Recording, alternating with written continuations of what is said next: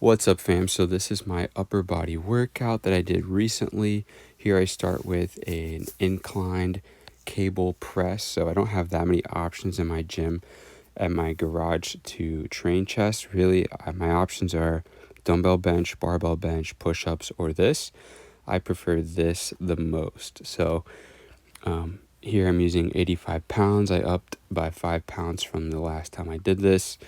And I just take the reps nice and slow and controlled. There is no added benefit to moving the weight fast. I am simply recruiting muscle fibers. As I fatigue, the set gets harder, and I have to push myself harder to maintain the exercise, continue to push the cables up and down. So, pausing in the contracted position, lowering down slowly, and even pressing the weight slowly. None of this changes whether I'm recruiting motor units or not. So I am slowly getting fatigued. Here I am kind of dwindling down to the end. That was probably my last positive rep right there. So now I'm going to hold it for as long as I can. So this is how I perform my high intensity training with no training partner, no coach. I will hold this as long as I can, since that was the last rep I was most likely going to get. And I'm constantly contracting the chest right here, squeezing the chest as tight as I can, pressing the weight up as hard as I can. The weight begins to lower, not because I'm trying to lower it slowly, but because I am still fighting and resisting it and pressing up as hard as I can. The fatigue just overcomes my muscle strength. Next exercise is chin-ups. So I don't rest that much between. I rest just enough to get ready and take some deep breaths. So maybe up to 2 minutes at the most, but then I'm into my next exercise. So chin-ups, once again, nice and slow. I have a 45-pound plate that I use to keep me in the keep the set in the range that I want. And I use chalk on my hands, keep my grip ready. Actually, about 4 days before this was my last session. I did legs. However, on that leg day, I also trained forearms. This past time, I decided to do hammer curls with dumbbells. However, I probably won't do that again because I found that it kind of impacted my ability to perform well on these chin-ups, because I usually wait 5 days between sessions right now, but just tried to do 4 yesterday, and that was not a good idea. So I ended up getting 1 less rep on chin-ups, but only about 5 seconds less than last time in terms of progress. So should have waited longer. I started getting a little bit lightheaded here at this point, but it is what it is. I started the workout, got to finish it, learn from your mistakes, slow negative, and then next was seated cable bicep curls. So I really like this. I switched out the barbell curls for this because I find that I can be more consistent rep to rep. I don't have as much muscles trying to stabilize me. So I just perform this nice and slow. Same thing. I'm going all the way to failure. Why would I hold back? Why would I leave a rep in the tank? And when I'm only doing like 6 to 8 reps, and people say leave 1 to 2 in the tank, that's a huge chunk of my training.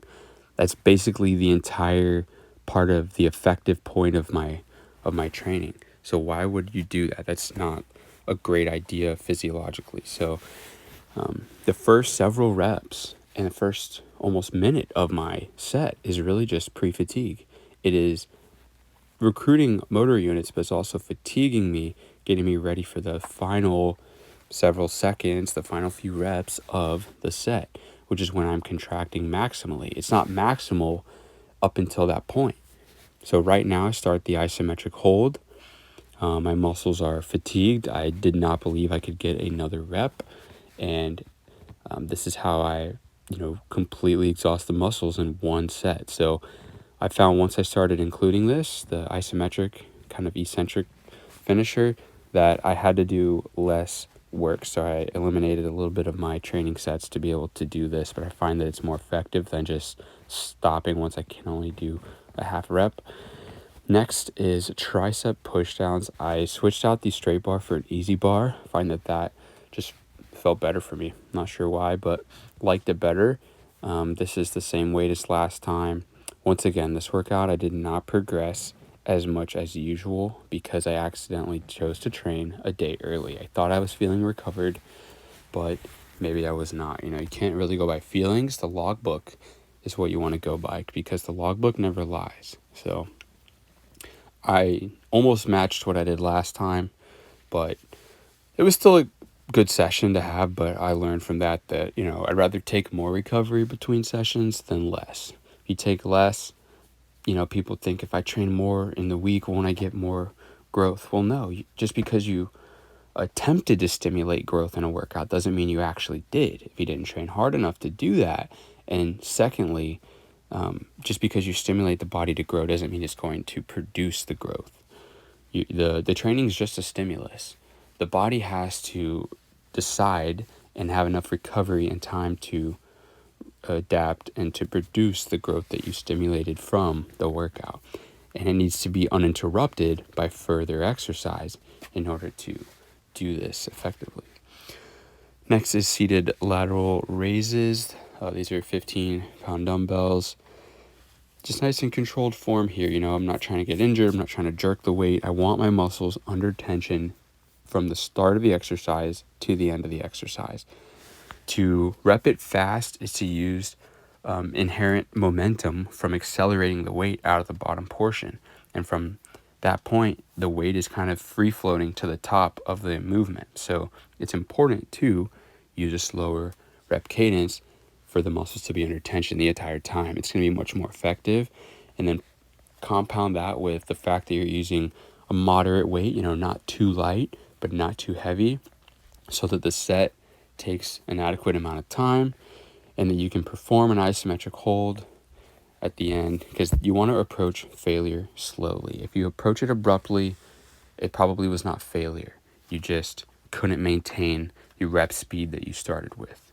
And that happens when people decide to perform their reps too fast for optimal muscle tension and growth. So here's the final negative here, trying to hold them up as high as I can, as hard as I can, and my muscles just cannot do so. And then that's the end of the set.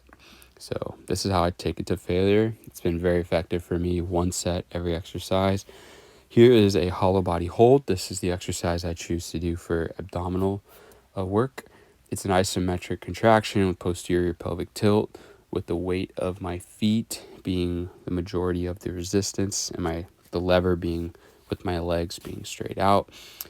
If I were to progress heavier from this, I would add weight to the ankles.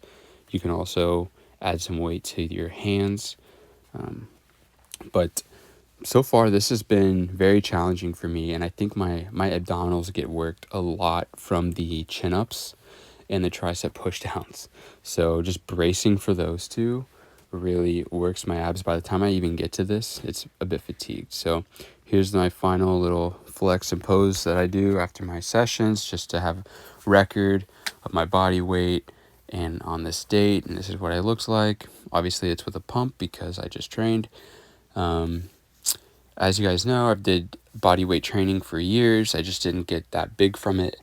But this is me. I'm 5'7". I weigh around 164 right now.